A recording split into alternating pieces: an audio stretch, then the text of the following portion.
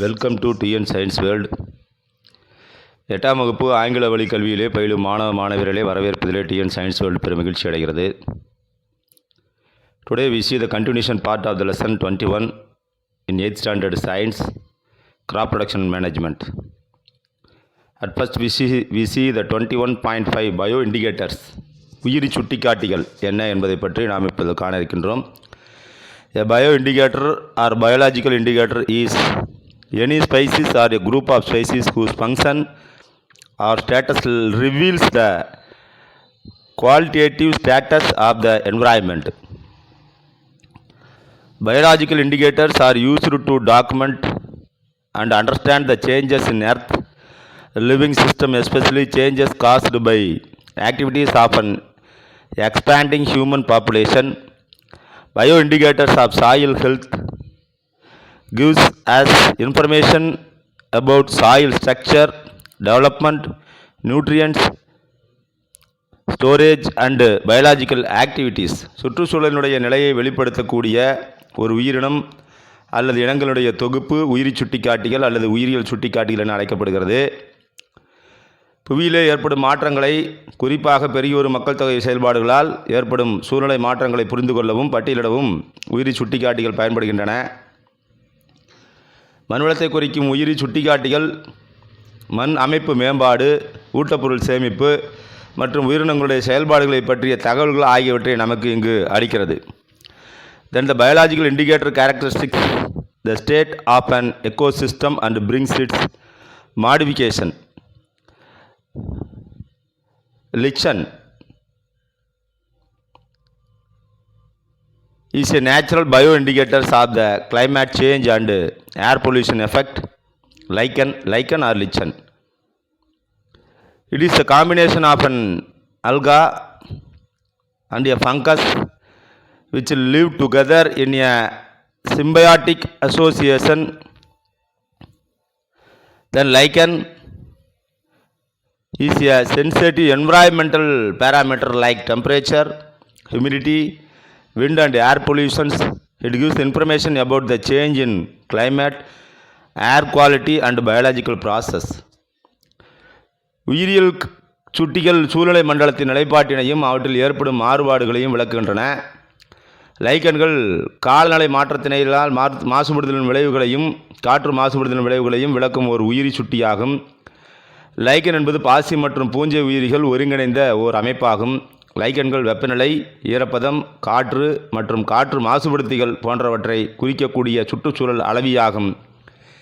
இவை காலநிலை மற்றும் காற்றின் தரம் மற்றும் உயிரியல் செயல்முறைகள் ஆகியவற்றில் ஏற்படும் மாற்றங்கள் பற்றிய தகவல்களை நமக்கு தெளிவாக அளிக்கிறது.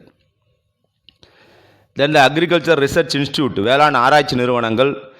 Agricultural Research Institution formulate the agricultural practices based on the recent research result and farmers' needs. Using suitable media and methods, they disseminate those information for the welfare of the people. Indian Agricultural Research Institute and Indian Council of Agricultural Research are some of the institutions which are involved in agriculture research. ஆராய்ச்சி முடிவுகள் மற்றும் விவசாயிகளுடைய தேவைகளுடைய அடிப்படையிலே வேளாண் ஆராய்ச்சி நிறுவனங்கள் வேளாண்மை சார்ந்த செயல்முறைகளை உருவாக்குகின்றன. பொருத்தமான ஊடகங்கள் மற்றும் முறைகளை பயன்படுத்தி மக்களுடைய நலனிற்காக இந்த தகவலை இவை வெளியிடுகின்றன. இந்திய வேளாண்மை ஆராய்ச்சி நிறுவனம் மற்றும் இந்திய வேளாண்மை ஆராய்ச்சி கழகம் போன்றவை வேளாண் ஆராய்ச்சியிலே ஈடுபடக்கூடிய சில நிறுவனங்களாகும். Then Indian Agriculture Research Institute, IARI. The Indian Agriculture Research Institute is a national institute for agricultural research, education and extension. IART is commonly known as the PUSA Institute. It is financed and administered by the ICAR, Indian Council of Agriculture Research. This was responsible for research leading to the Green Revolution in India during 1970s. The policies, plan and program of IARI have helped to meet the needs of the nation. Several popular high-yielding varieties of major crops have been developed by IARI. இந்திய வேளாண் ஆராய்ச்சி நிறுவனம் வேளாண்மை சார்ந்த ஆராய்ச்சி பயிற்றுவித்தல் மற்றும் விரிவாக்கத்தின் ஒரு தேசிய நிறுவனமாகும். IARI நிறுவனம் பூசா நிறுவனம் என்றும் பொதுவாக அழைக்கப்படுகிறது. இந்திய வேளாண் ஆராய்ச்சி கழகம் ICAR இதற்கு நிதியளித்து இதனை நிர்வகிக்கிறது. இந்தியாவிலே 1970ஆம் ஆண்டிலே பசுமை புரட்சிக்கு வித்திட்ட ஆராய்ச்சிக்கு இதுவே காரணமாக இருந்தது. IARIயினுடைய கொள்கைகள், திட்டங்கள் மற்றும் நிகழ்ச்சிகள் தேசத்தின் தேவைகளை சந்திப்பதற்கு உதவியாக இருக்கின்றன. பல சிறப்புமிக்க அதிக மகசூல் தரும் பயிர் ரகங்கள் ICARனால் உருவாக்கப்பட்டது. Then we see the Indian Council of Agriculture Research, ICAR. The Indian Council of Agriculture Research is an autonomous body responsible for coordinating agricultural education and research in India. The Union Minister of Agriculture serves as its president. It functions under the Department of Agricultural Research and Education, Ministry of Agriculture. It is the largest network of agricultural research and education institution in the world. இந்திய வேளாண் ஆராய்ச்சி கழகம் விவசாயம் சார்ந்த கல்வி மற்றும் ஆராய்ச்சிகளை ஒருங்கிணைக்கும் தன்னாட்சி அமைப்பாகும். இந்திய வேளாண் துறை அமைச்சர் இதன் தலைவர் ஆவார். வேளாண் அமைச்சகத்தினுடைய வேளாண் ஆராய்ச்சி மற்றும் கல்வித்துறையினுடைய கீழ் இது செயல்படுகிறது. இது உலகில் உள்ள வேளாண் ஆராய்ச்சி மற்றும் கல்விசார் நிறுவனங்களின் மிகப்பெரிய இணையமாகும். இது அதனுடைய படம் இங்கு நமக்கு தெளிவாக கொடுக்கப்பட்டுள்ளது. Indian Council of Agriculture Research. Then Krishi Vigyan Kendra. Krishi Vigyan Kendra means Krishi Vigyan Kendra is a farm science center. The center serves as the ultimate link between ICAR and farmers. The aim is to apply agricultural research finding in practical localized settings. The first KVK was established in 1974 at Pondicherry. Since then, KVKs have been established in all states and the number of continues to grow. KVKs are expected to undertake their own projects. They are also expected to serve as a resource center for extending government initiatives to local areas. KVKs can be formed under the variety of host institutions, including agricultural universities, state departments, ICAR institute and other educational institutions or non-government organizations. Krishi Vigyan Kendra ஒரு வேளாண் அறிவியல் நிலையமாகும். இந்த மையங்கள் இந்திய வேளாண் ஆராய்ச்சி கழகத்திற்கும் விவசாயிகளுக்கும் இடையே இணைப்பாக செயல்படுகிறது. வேளாண் ஆராய்ச்சி கழகத்தினுடைய கண்டுபிடிப்புகளை உள்ளூர்களில் நடைமுறைப்படுத்துதல் இவற்றின் நோக்கமாகும். முதல் KVK 1974ஆம் ஆண்டு பாண்டிச்சேரியில் நிறுவப்பட்டது. அதன் பிறகு அனைத்து மாநிலங்களும் KVK நிலையங்கள் ஏற்படுத்தப்பட்டு அவற்றினுடைய எண்ணிக்கை வளரத் தொடங்கியுள்ளது. KVK நிலையங்கள் ஒவ்வொன்றும் அவற்றின் வேளாண் செயல் திட்டங்களை மேற்கொள்கின்றன. மேலும் அரசினுடைய முயற்சிகளை உள்ளூர் மக்களுக்கு கொண்டு செல்லும் தகவல் மையங்களாகவும் அவை செயல்படுகின்றன. வேளாண் பல்கலைக்கழகங்கள், மாநில துறைகள், ICAR நிறுவனங்கள் மற்றும் கல்வி நிறுவனங்கள் அல்லது அரசு சாரா அமைப்புகள் போன்ற பல வகையான சார்பு நிறுவனங்களின் கீழ் KVK நிறுவனங்கள் உருவாக்கப்படலாம். Then the responsibilities of KVK. இந்த நிலையங்களுடைய பொறுப்புகள் என்ன? Each KVK operates a small farm to test a new technologies such as seed varieties or innovative farming methods developed by ICAR institutes. This allows a new techniques to be tested at the local level before being transferred to farmers. It also organizes programs to show that efficacy of a new technologies of farmers fields. KVKs organize the workshops to discuss the modern farming techniques with a group of farmers. KVKs provide advisory service to farmers about weather and market pricing through the radio and mobile phones. In focuses of crops and cultivation methods, it also facilitates support rapport between the institution and the local community. ICAR நிறுவனங்களால் உருவாக்கப்பட்ட புதுமையான வேளாண் முறைகள் அல்லது விதை ரகங்கள் போன்ற புதிய நுட்பங்களை சோதிப்பதற்கு ஒவ்வொரு கேவிகே நிலையங்களுக்கும் ஒரு சிறிய அளவிலான விவசாய பண்ணையை நிர்வகிக்கின்றன. புதிய நுட்பங்களை விவசாயிகளுக்கு அறிமுகம் செய்வதற்கு முன் உள்ளூர் அளவிலே சோதித்து அறிவதற்கு இது வழிவகை செய்கிறது. புதிய திட்டங்களுடைய நன்மைகளை விவசாயிகளுடைய நிலங்களிலே பரிசோதித்து காட்டுவதற்கான நிகழ்ச்சிகளும் இவை ஏற்பாடு செய்கிறது. புதுமையான வேளாண் நுட்பங்களை பற்றி விவசாயிகள் குழுக்களுடன் கலந்து ஆலோசித்து செய்திட கேவிகே நிலையங்கள் பணிமனைகளை நடத்துகின்றன. காலநிலை மற்றும் சந்தைப்படுத்தல் தொடர்பான ஆலோசனைகள் வானொலி மற்றும் கைபேசி மூலமாக விவசாயிகளுக்கு வழங்கும் சேவைகளை மேற்கொள்கின்றன. இவை பயிர்கள் மற்றும் பயிர் வளர்ப்பிலே அதிக கவனம் செலுத்துகின்றன. வேளாண் நிறுவனங்கள் மற்றும் உள்ளூர் சமுதாயங்களுக்கு இடையேயான உறவினையும் இது மேம்படுத்துகிறது.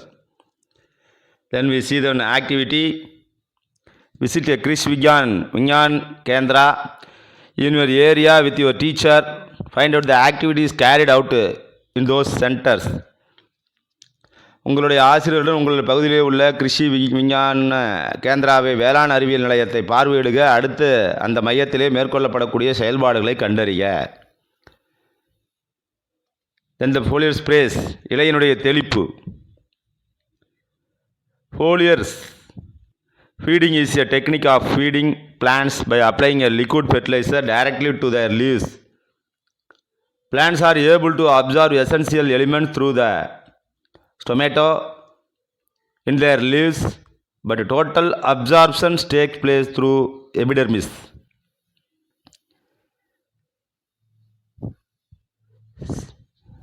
Sea-based plant mixes from kelp contains traces, nutrients and some hormones which are useful for the development of plants' leaves, flowers and fruits. Foliar feeding is generally done in the early morning or late evening. இலையினுடைய தெளிப்பு எனப்படுவது திரவ நிலை உரங்களை தாவர இலையிலே நேரடியாக செலுத்தி தாவரங்களுக்கு ஊட்டம் அளிக்கக்கூடிய தொழில்நுட்பமாகும். தாவரங்கள் அவசியமான கனிமங்களை இலைகளில் உள்ள இலைத்துளைகள் மூலமாக உறிஞ்சுகின்றன. ஆனால் அவை யாவும் புறத்தோலின் வழியாகவே எபிடர்மிஸ் மூலமாகவே தாவரங்களுக்கு செல்கிறது. கடல் பாசியிலிருந்து பெறப்படும் கடல் சார்ந்த தாவரங்களுடைய கலவைகள் தாவர இலை பூக்கள் மற்றும் கனிகள் மேம்பாட்டிற்கான பயனுள்ள நுண்கனிமங்களை சில ஹார்மோன்களையும் கொண்டுள்ளன. இலைவழி ஊட்டம் என்பது பொதுவாக அதிகாலை அல்லது மாலையில் அளிக்கப்படுகிறது. Then more to know, plant shows quick response to the nutrients applied by the foliar feedings. The efficiency of the nutrients uptake is considered to be higher when nutrients are applied to the leaves when compared with the nutrients applied to soil. The foliar feeding is recommended when environment conditions limit the uptake of nutrients by roots. இலைவெளி ஊட்டமளித்தல் மூலம் வழங்கப்படும் ஊட்டப்பொருளுக்கு ஏற்ப துளங்கள் வேரின் மூலமாக தாவரங்களுக்கு கிடைக்கும் ஊட்டச்சத்துக்களை விட வேரின் மூலம் கிடைக்கும் ஊட்டச்சத்துக்கள் அதிகம். வேரின் மூலம் தாவரங்களுக்கு உணவளிக்க முடியாத போது இலைவெளி ஊட்டமளித்தல் என்பது பயனுள்ளதாக இருக்கிறது. இந்த effective micro organism technology EM செயல்மிக்க நுண்ணுயிரிகள். Effective micro organism are a culture of different effective microbes commonly occurring in nature. Nitrogen fixers, phosphate stabilisers, photosynthetic micro organism, lactic acid bacteria, yeast, rhizobacteria and various fungi and actinomycetes are used in the effective microorganism. In this consortium, each microorganism has its own beneficial role in nutrient recycling, plant production and soil health or fertility enrichment. செயல்மிக்க நுண்ணுயிர்கள் என்பவை பொதுவாக இயற்கையிலே காணப்படும் பல்வேறு செயல்திறன்மிக்க நுண்ணுயிர்களுடைய தொகுப்பாகும். Nitrogen நிலைப்படுத்திகள், phosphate நிலைப்படுத்திகள், ஒளிச்சேர்க்கை நுண்ணுயிரிகள், lactic அமிலம், பாக்டீரியா, ஈஸ்ட்டு, வேரி பாக்டீரியா, பல வகை பூஞ்சைகள் மற்றும் ஆக்டினோமைசீட்டுகள் திறன்மிக்க நுண்ணுயிரிகளாகும். ஊட்டப்பொருள்களும் மறுசுழற்சி, தாவர பாதுகாப்பு, மண்ணினுடைய நலம் மற்றும் வளத்தை மேம்படுத்துதல் ஆகியவற்றிலே ஒவ்வொரு வகை நுண்ணுயிரிகளும் அவற்றின் நன்மை தரும் பங்கினை கொண்டுள்ளன. And then we see the Panchagavya. Panchagavya is the promoter with the combination of 5 products obtained from the cow, which includes the cow dung, cow's urine, milk, curd and ghee. All the 5 products are collectively termed as a Panchagavya. It has the potential to play the role of promoting growth and providing immunity booster. It provides the resistance of the pests and increase the overall yields. It can be prepared by the farmers themselves with the materials available on the farm. Panchagavya என்பது வளர்ச்சியை தூண்டக்கூடிய ஒரு கரைசலாகும். இது பசுவிலிருந்து பெறப்பட்ட மாட்டுச்சாணம், மாட்டினுடைய சிறுநீர், பால், தயிர் மற்றும் நெய் ஆகியவற்றை கொண்டது. இந்த 5 பொருள்களும் பஞ்சகாவியா என அழைக்கப்படுகிறது. வளர்ச்சியை தூண்டும் மற்றும் நோய்களை தடுக்கும் திறன் பஞ்சகாவியா கொண்டுள்ளது. இது பூச்சிகளை தடுத்து விளைச்சலை அதிகரிக்கிறது. விவசாய நிலங்களிலே கிடைக்கும் பொருள்களை கொண்டு விவசாயிகளே இதனை தயார் செய்ய முடியும். Panchagavya can be used for seed treatment also. For the seeds are soaked for 20 minutes before sowing. The present form of Panchagavya is a single organic input which can act as a potentiator. The products of local breed of cow is said to have more potency than the products of exotic breeds. Panchagavya விதைகளை தயார் செய்வதிலும் பயன்படுத்தப்படுகிறது. இம்முறையிலே விதைகள் 20 நிமிடங்களுக்கு பஞ்சகாவியா கரைசலிலே ஊற வைக்கப்படுகிறது. தற்போது நடைமுறையிலிருந்து பஞ்சகாவியா ஒரு கரிம மூலத்திலிருந்து உருவாக்கப்பட்டு பல்வேறு தேவைகளுக்காக பயன்படுத்தப்படுகிறது. வெளிநாட்டு மாட்டு இனங்கள் பெறப்படும் பொருள்களை விட உள்நாட்டு மாட்டு இனங்களிலிருந்து பெறப்படும் பொருள்களை ஊட்டம் மிகுந்தவையாக உள்ளன. தென் வெர்மி வாஷ், மண்புழு கரைசல். Vermi wash is a liquid that is located after the passage of water through the column of warm oxygens. It is the collection of excretory product of the mucus secretion of the earthworm along with the micronutrients from the soil organic molecules. Vermi wash is used as a foliar spray of a crops. மண்புழுக்களுடைய செயல்பாடுகளை கொண்ட ஒரு அமைப்பின் வழியாக நீர் சென்ற பிறகு சேகரிக்கப்படும் திரவம் மண்புழு கரைசல் எனப்படும். இது கரிம மூலக்கூறிலிருந்து பெறப்படும் நுண் ஊட்ட பொருள்களுடன் மண்புழுக்களுடைய வளவளப்பான சுரப்பு மற்றும் கழிவுகள் சேர்ந்த கரைசலாகும். பயிர்களுக்கு இலைத்தளிப்பானாகவும் மண்புழு கரைசல் பயன்படுத்தப்படுகிறது. Then we see the biocontrol methods. உயிரி கட்டுப்பாட்டு முறைகள். Biocontrol or biological control is a method of controlling pests such as insects, pests such as insects, weed and plant disease using other organisms. Biopredators, biopesticides, biorepellents and biofertilizers are used for controlling microorganisms which cause damage to the crop pests and insects. தாவரங்களை தாக்கும் பூச்சிகளை தங்களது உணவாகவும், அதாவது உயிரி கட்டுப்பாடு அல்லது உயிரியல் கட்டுப்பாடு என்பது பூச்சிகள், உண்ணிகள், களை மற்றும் தாவர நோய்களை பிற உயிரினங்களை கொண்டு கட்டுப்படுத்தும் உயிரி கொன்றுண்ணிகள். உயிரி பூச்சிக்கொல்லிகள், உயிரி பூச்சி விரட்டிகள் மற்றும் உயிரி உரங்கள் ஆகியவை பயிர்களை காக்கும் பூச்சிகள் மற்றும் பிற பூச்சிகளுக்கு பாதிப்பு ஏற்படுத்தும் நுண்ணுயிரிகளை கட்டுப்படுத்த உதவுகின்றது. அதற்குண்டான படங்கள் நமக்கு இங்கு தெளிவாக கொடுக்கப்பட்டுள்ளது. Then we see the biopredators, உயிரி கொன்றுண்ணிகள். These are naturally occurring insects and pests for feeding the multiplication. These are called as biopredators. By introducing a large number of predators is a greenhouse, we can destroy the pests. Predators like Cercospora spp, அதாவது தாவரங்களை தாக்கும் பூச்சிகளை தங்களது உணவாகவும் தாங்கள் பெருகுவதற்கான ஊடகமாகவும் பயன்படுத்தக்கூடிய இயற்கையில் காணப்படும் பூச்சி உயிரிகள் கொன்றுண்ணிகள் எனப்படும். அதிக எண்ணிக்கையிலே இவைகளை பயன்படுத்துவதால் பசுமையான வயல்களிலும் அசுவினி பூச்சிகள், வெள்ளை ஈக்கள், பருத்தி, உருளைப்புழுக்கள், இலைப்பூச்சிகள் போன்றவை கிரைசோபா அப்படிங்கிற சிற்றினம் மற்றும் மினோசிலஸ் சிற்றினம் ஆகியவற்றை கொண்டு கட்டுப்படுத்தலாம். அதுதான் இந்த பேராகிராஃபில் நமக்கு சொல்லியிருக்காங்க. Then more to know the black Nile caspid is an insect found on fruit trees. It eats more than 1000 fruit tree red spider mites per year. கரும்பொறிவண்டு பல மரங்களிலே காணப்படும் ஒரு வகை பூச்சியாகும். இது அம்மரத்திலே காணப்படும் சிவப்பு சிலந்தி பூச்சிகளை உண்ணுகிறது. ஒரு ஆண்டில் 1000த்திற்கும் அதிகமான பூச்சிகளை இவை உண்ணுகிறது என்று ஒரு ஸ்டாட்டிஸ்டிக்கல் ரிப்போர்ட் ஒன்று கொடுத்துருக்காங்க. தென் பயோபெஸ்டிசைட்ஸ், உயிரி பூச்சிக்கொல்லிகள். Biopesticides are living organism and their derived parts which are used by biocontrol agents to proper crops against insect pests. Biopesticides are of different types based on their origin. பூச்சிகளிடமிருந்து தாவரங்களை பாதுகாப்பதற்கான உயிரி கட்டுப்பாட்டு காரணிகளை பயன்படுத்தப்படும் உயிரினங்கள் அல்லது அவற்றிலிருந்து பெறப்படும் பொருள்களே உயிரி பூச்சிக்கொல்லிகளாகும். தோற்றத்தை பொறுத்து உயிரி பூச்சிக்கொல்லிகள் பல வகையாக பிரிக்கப்படுகிறது. At first we see the fungal biopesticides. பூஞ்சை உயிரி பூச்சிக்கொல்லிகள்.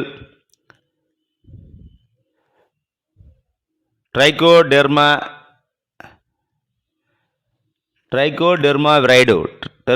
Trichoderma viridum is a fungus used as a biological pesticide. It is useful to control various diseases caused by the fungi such as a wilt, rusting of leaves and root diseases. Trichoderma viridum என்பது உயிரியல் பூச்சிக்கொல்லிகளாகும் பயன்படுத்தக்கூடிய ஒரு பூஞ்சைகளாகும். பூஞ்சைகளால் ஏற்படக்கூடிய வாடல், இலைத்துரு நோய் மற்றும் வேர் நோய் போன்ற பல வகையான நோய்களை கட்டுப்படுத்த இது பயன்படுத்தப்படுகிறது. And that we see the bacterial biopesticides. Bacteria உயிரி பூஞ்சிக்கொல்லிகள். A culture of Bacillus thuringiensis bacteria is efficiently used to control the pests.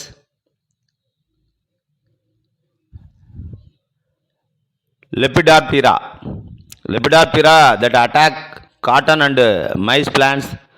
Panchagavia and leaves decoction of some plants and also used the biopesticides.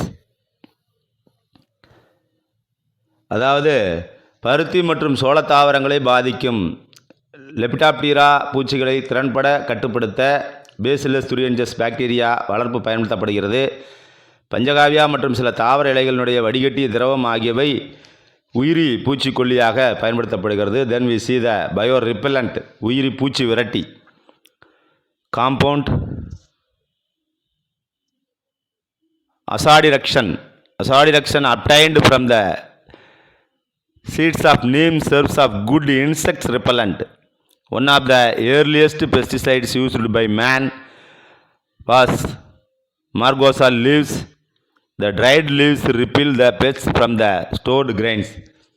வேம்பு விதையிலிருந்து பெறப்படக்கூடிய அசாடிரக்ஷன் சேர்மமானது ஒரு நல்ல பூச்சி விரட்டியாகும். மனிதனால் பயன்படுத்தப்பட்ட முதலாவது பூச்சிக்கொல்லிகள் ஒன்று மார்கோசா இலைகளாகும். உலர்த்தப்பட்ட இலைகள் சேமிக்கப்பட்ட விதைகளிலிருந்து பூச்சிகளை விரட்டுகிறது.